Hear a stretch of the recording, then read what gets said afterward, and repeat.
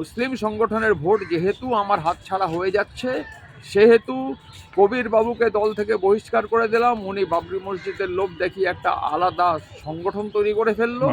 সেখানে উনি যদি বিপুল ভোটে জয়ী হন, উনি আবার বর্তমান শাসক দলে যোগ দিতে পারেন বলে আমার মনে হয়।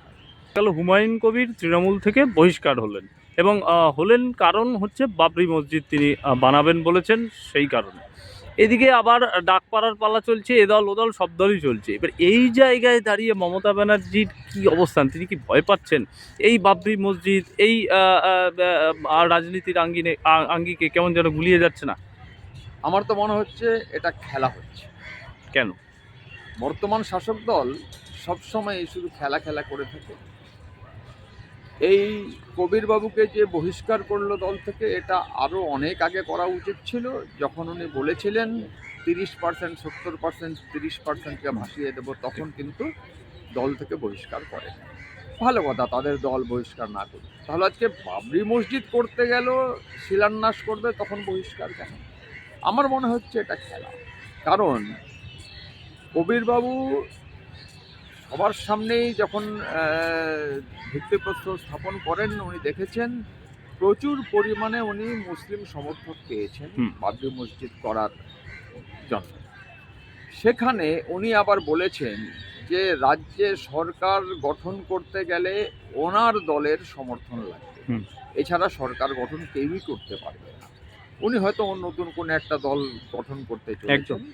এবার সেখানে যদি উনি ভালো সমর্থনে জিতে আসেন, তাহলে বর্তমান যে শাসক দল ক্ষমতায় রয়েছে আমরা দেখতে পাচ্ছি তারা কিন্তু এসআইআরের ভয়ে আতঙ্কিত।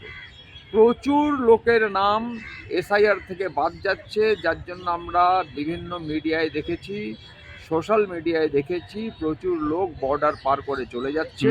কেন? এখানে তারা এসছে, তাদের 2001, 2, 3, 4-এর কোনো নথি নেই, অতএব চলে যাচ্ছে। হয়তো কিছু রয়েও গেছে, তারা এসআইআর এর ফর্ম ফিল আপ করেছে, তাদের লিঙ্ক না পেলে তাদের হয়তো ভোটে নাম উঠবে না। এখানে বলে রাখি যে ভোটে নাম না উঠলে সে নাগরিক নয়, এটা কিন্তু সম্পূর্ণ ভুল কথা। আমি এমন একজন বয়স্ক মানুষকে চিনি যিনি আজ পর্যন্ত ভোটার কার্ড করেনই।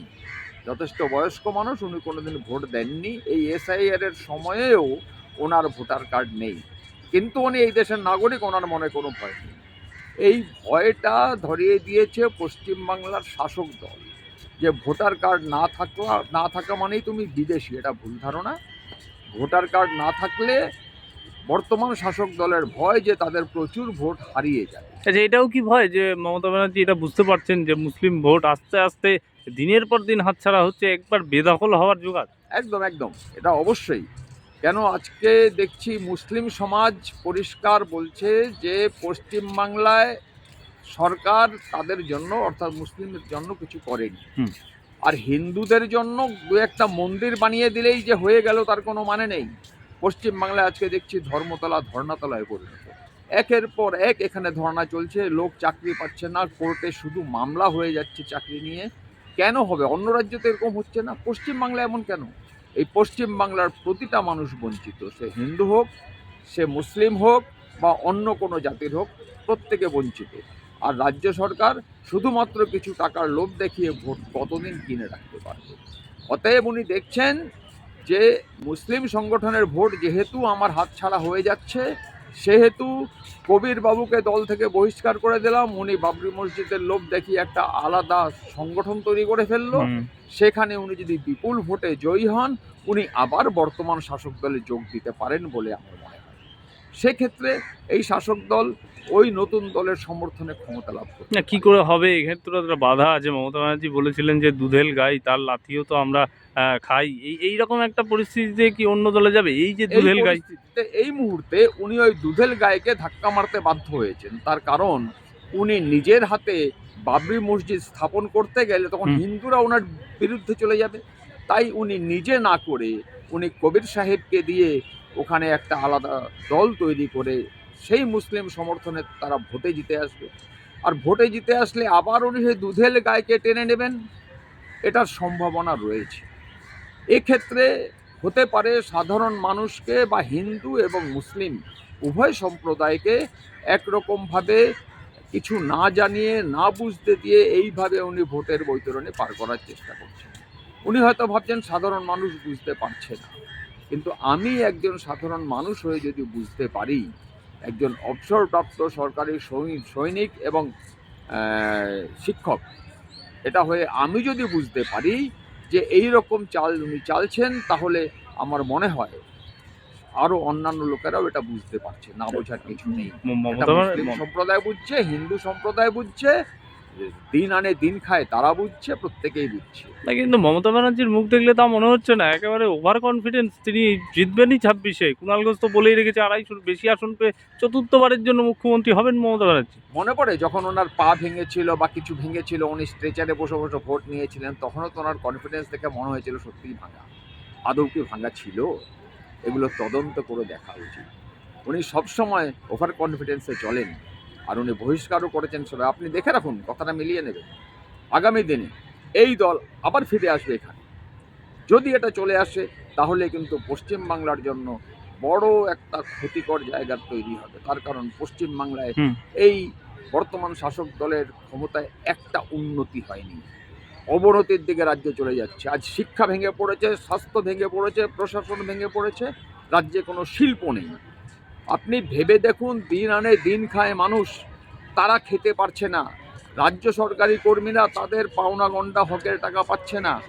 আজকে যেই রাজ্য সরকারি কর্মচারীরা মোটামুটি স্বচ্ছন্দে বসবাস করা উচিত ছিল, তারা পারছে না। সুপ্রিম কোর্টের নির্দেশ এই রাজ্য সরকার মানছে না। কাকে মানবে?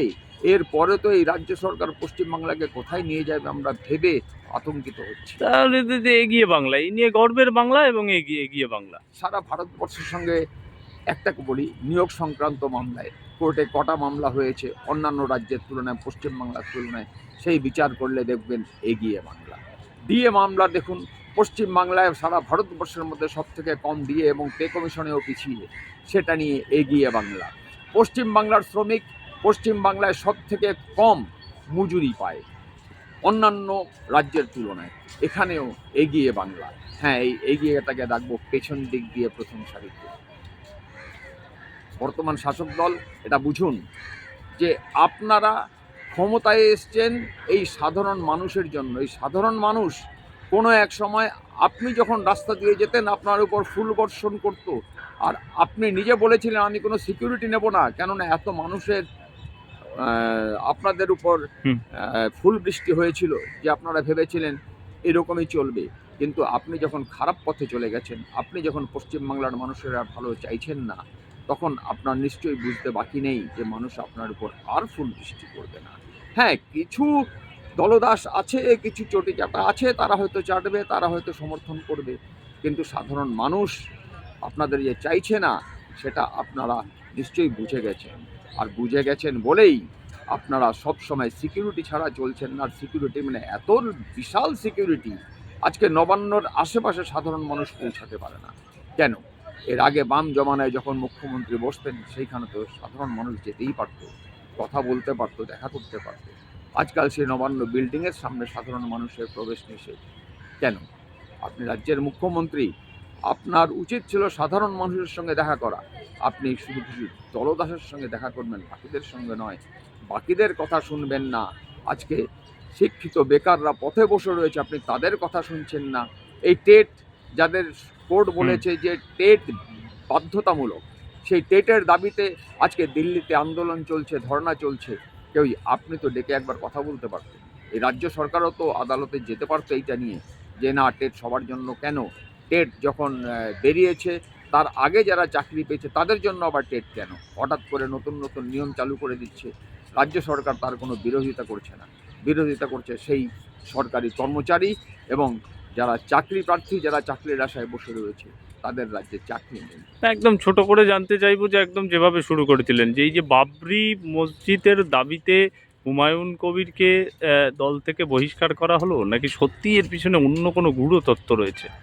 আমার তো মনে হচ্ছে এর পেছনে তথ্য রয়েছে যথেষ্ট, এই মুহূর্তে বের করে দিয়েছে।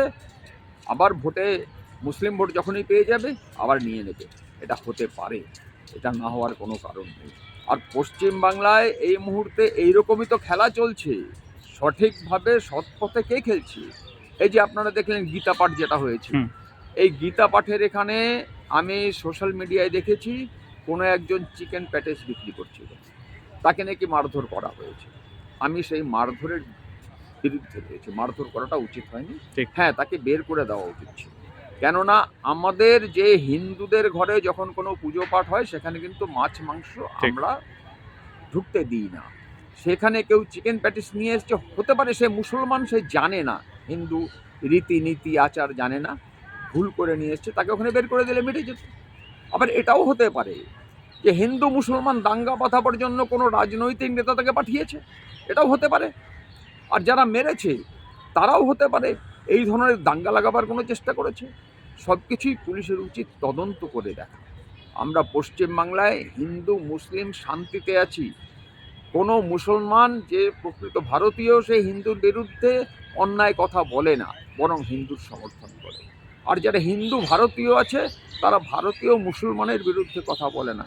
হ্যাঁ, যারা বাংলাদেশ থেকে এসছে বা অন্য দেশ থেকে যারা এসছে তাদের বিরুদ্ধে আমরা অবশ্যই রুখে দাঁড়াবো। কেননা আমাদের দেশে শুধুমাত্র আমাদের দেশের হিন্দু মুসলিম শিখ ইসাই মিলে বসবাস করব, শান্তিতে থাকবো। কিন্তু রাজনৈতিক দলের নেতারা সেই বাইরের লোকেদের আমদানি করছে শুধুমাত্র ভোটের জন্য। এটা ঠিক নয়, এভাবে চলতে পারে না। আমরা ভারতবাসীরা, বাঙালিরা এই অন্যায়ের বিরুদ্ধে অবশ্যই রুখে দাঁড়াবো।